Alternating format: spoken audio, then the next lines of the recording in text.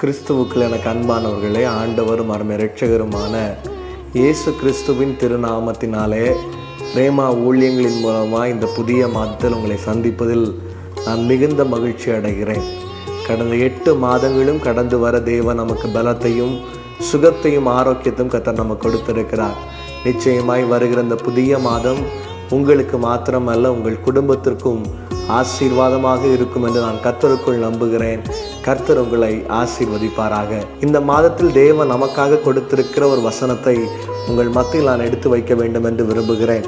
வேத புஸ்தகத்தில் யோவான் எழுதின புஸ்தகம் 16ஆம் அதிகாரம் 20வது வசனம் விதமாக சொல்லியிருக்கிறது. மெய்யாகவே மெய்யாகவே நான் உங்களுக்கு சொல்லுகிறேன், நீங்கள் அழுது புலம்புவீர்கள், உலகமோ சந்தோஷப்படும். நீங்கள் துக்கப்படுவீர்கள், ஆனாலும் உங்கள் துக்கம் சந்தோஷமாக மாறும். எனக்கு அருமையான தேவ பிள்ளைகளே, ஒருவேளை கடந்த 8 மாதங்களும் நீங்கள் அழுது இருக்கலாம். நீங்கள் அழும் பொழுது ஒருவேளை இந்த உலகம் உங்களை பார்த்து ஏளனமாக சிரித்திருக்கலாம். நீங்கள் துக்கப்படும் பொழுது இந்த உலகம் உங்களை பரியாசமாக பேசியிருக்கலாம். நீங்கள் விசுவாசத்தோடு இந்த வார்த்தையை அறிக்கையிடும் பொழுது நிச்சயமாக இந்த மாதம் முழுவதும் உங்கள் துக்கத்தை கர்த்தர் சந்தோஷமாக மாற்றுவார். உங்கள் துயரங்களை கர்த்தர் மாற்றுவார். உங்கள் வியாகுலங்களை கர்த்தர் மாற்றுவார். வேத புஸ்தகத்தில் பார்க்கும் பொழுது அன்னாளை குறித்து வாசிக்கும் பொழுது அன்னாள் தேவ சமூகத்தில் அழுது புலம்பிக் கொண்டிருக்கிறார். பார்க்கிற எல்லா ஜனங்களும் அவளை ஏளனமாக பேசுகிறார்கள். சிலர் சொல்லுகிற ஒரு வார்த்தை என்ன தெரியுமா? இவள் குடித்து வெறித்து தேவ சமூகத்தில் உட்கார்ந்திருக்கிறாள். ஒருவேளை உங்கள் துக்கத்தை பார்த்து மற்றவர்கள் சிரித்து கொண்டிருக்கலாம். நீங்கள் படுகிற இன்னல்களை பார்த்து இந்த உலகம் உங்களை பரியாசம் பண்ணி கொண்டிருக்கலாம். ஆண்டவர் உங்களோடு கூட இருக்கிறார். ஆராதிக்கிற தேவ பிள்ளைகளை கர்த்தர் ஒரு நாளும் கைவிடுகிறதில்லை. அந்த துன்பத்தின் நேரத்தில் அன்னாள் செய்த ஒரு காரியம், தேவ சமூகத்தில் தன்னுடைய பாரங்களை இறக்கி வைக்கிறார். இன்னைக்கு நம்ம பாரத்தை தூக்கிட்டு நடந்துட்டு இருக்கிறோம். கடந்த 8 மாதங்களும் நம்முடைய பாரத்தை நாம் சுமந்து கொண்டிருக்கிறோம்.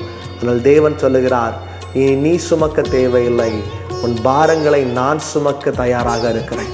தேவ சமூகத்தில் ஒப்பு கொடுத்து பாருங்கள்.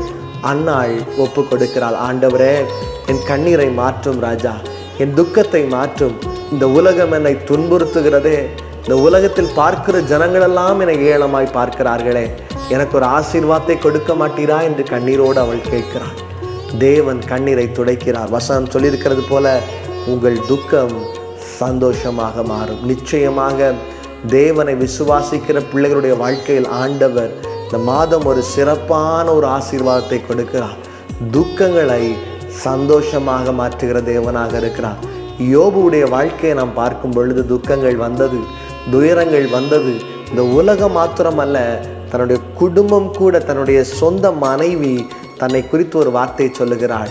நீ உயிரோடு இருந்து என்ன பிரயோஜனம் என்று கேட்கிறார்கள். இப்பொழுது யோபுடைய நிலைமை யோசித்து பாருங்கள். எவ்வளவு இக்கட்டான ஒரு சூழ்நிலை, எவ்வளவு துயரமான ஒரு சூழ்நிலை, ஆனாலும் கூட தேவனை உறுதியாக பற்றி கொண்டார். வேத புஸ்தகத்தில் வாசிக்கும் பொழுது இரட்டத்தனையாக கர்த்தர் ஆசீர்வதித்தார். துக்கத்தை சந்தோஷமாக மாற்றியிருக்கிறார். இன்றைக்கு ஆண்டவர் மிக அழகான ஒரு வாக்குறுதியை கொடுக்கிறார். மாற்றுகிற தேவனாக இருக்கிறார். மாறுதலை உங்கள் வாழ்க்கையில் கட்டளையிடுகிற தேவனாக இருக்கிறார். ஒருவேளை கடந்த 8 மாதமும் என்னுடைய வாழ்க்கையில் ஒரு மாற்றம் வராதா? என் வாழ்க்கையில் இந்த நிலைமைகள் மாறாதா? என்னுடைய வாழ்க்கையில் இந்த போராட்டங்கள் மாறாதா என்று கண்ணீரோடு இந்த வார்த்தையை நீங்கள் ஒருவேளை கேட்டுக்கொண்டிருந்தா, ஆவியானவன் உங்களை பார்த்து சொல்லுகிறார், இந்த மாதம் ஒரு மாற்றத்தை உங்கள் வாழ்க்கையில் கொடுப்பார். He will change the situation. இந்த மாதத்தில் ஆண்டவர் ஒரு மாறுதலை உங்கள் வாழ்க்கையில் கட்டளையிட அவர் வல்லமை உள்ளவராக இருக்கிறார். செய்ய வேண்டிய ஒரே ஒரு காரியம் என்ன தெரியுமா? அன்னாளை போல, யோபுவை போல, எத்தனை சூழ்நிலைகள் வந்தாலும், எத்தனை மனிதர்கள் உங்களை ஏளனமாக பேசினாலும், தேவ சமூகத்தில் முட்டங்காலிட்ட ஆண்டவரே, யார் என்ன பேசினாலும் பரவாயில்ல ராஜா, உங்களை நம்பி இருக்கிறேன்ப்பா, என் துக்கத்தை நீ சந்தோஷமாக மாற்றும் என்று கேட்டு பாருங்கள். நிச்சயமாக இந்த 9வது மாதம் உங்கள் குடும்பத்திற்கும் உங்களுடைய தனிப்பட்ட வாழ்க்கையிலும் ஆண்டவர் பெரிய காரியங்களை செய்வார். எதிர்பார்க்க முடியாத நன்மைகளை கர்த்தர் உங்கள் வாழ்க்கையில் செய்ய அவர் வல்லமை உள்ளவராக இருக்கிறார். இந்த வசனத்தை உறுதியாக பற்றி கொள்ளும். தேவ சமூகத்தில் ஆவியானவரே, என் வாழ்க்கையில் ஒரு அற்புதத்தை செய்யும் அப்பா. உடைய வாழ்க்கையில் நெருக்கங்கள் மாறட்டும் என்று கேட்டு பாருங்கள். நிச்சயமாக ஆவியானவர் நீங்கள் எதிர்பார்ப்பதை விடவும் உங்கள் வாழ்க்கையில் பெரிய காரியங்கள் இந்த மாதத்தில் செய்வார். நம் கண்களை மூடி ஜெபம் செய்வோமா? அன்பின் பரலோக நல்ல தகப்பனே, ஆவியானவரே, ஒருவேளை இந்த தெய்வ பிள்ளைகள் கடந்த 8 மாதமும் என்னுடைய வாழ்க்கையில் சிறைப்பட்ட அனுபவங்கள், நெருக்கத்தின் அனுபவங்கள், போராட்டத்தின் அனுபவங்கள் என்று கண்ணீரோடு தன்னுடைய வாழ்க்கையை வாழ்ந்து கொண்டிருந்திருக்கலாம். அப்பா, தேவ ஆவியானவர் அவருடைய வாழ்க்கையில் அற்புதங்களை செய்யும்படியாக ஜெபிக்கிறேன். ஆண்டவர் அவருடைய வாழ்க்கையில போராட்டங்கள் மாறுபடியாக ஜெபிக்கிறோம் தகப்பனே. எல்லா இக்கட்டின் சூழ்நிலைகள், போராட்டங்களை தேவன் இந்த மாதத்தில் மாற்றி கொடுக்க வேண்டும் என்று ஜெபிக்கிறேன் தகப்பனே. ஒரு மாறுதலை பிள்ளைகளுடைய வாழ்க்கையில் கர்த்தர் கட்டளையிடும்படியாக ஜெபிக்கிறேன். துக்கங்களை சந்தோஷமாக மாற்றுவேன் என்று வாக்குரைத்த தேவன் இந்த மாதத்தில் எல்லா துக்கங்களும் மாறட்டும். பிள்ளைகளை குறித்து இருக்கிற துக்கங்கள், அப்பா, எதிர்காலத்தை குறித்து இருக்கிற துக்கங்கள், எல்லா துக்கங்களையும் தேவன் சந்தோஷமாக மாற்றும்படியாக ஜெபிக்கிறேன். இந்த வார்த்தையை கேட்கிற ஒவ்வொரு பிள்ளைகளையும் தேவ ஆவியானவர் விசேஷமாய் ஆசீர்வதியும் தகப்பனை. கர்த்தர் பெரிய காரியங்களை செய்யும்.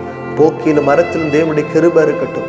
இந்த மாதம் முழுவதும் தேவனுடைய ஆசீர்வாதத்தையும் பாதுகாப்பையும் இரக்கத்தையும் பார்க்க தேவ ஆவியானவர் கிருபை செய்யும். தாழ்த்துகிறோம், எங்களை ஒப்புக் கொடுக்கிறோம். இயேசுவின் நாமத்தில் ஜெபிக்கிறோம் பிதாவே, ஆமென்.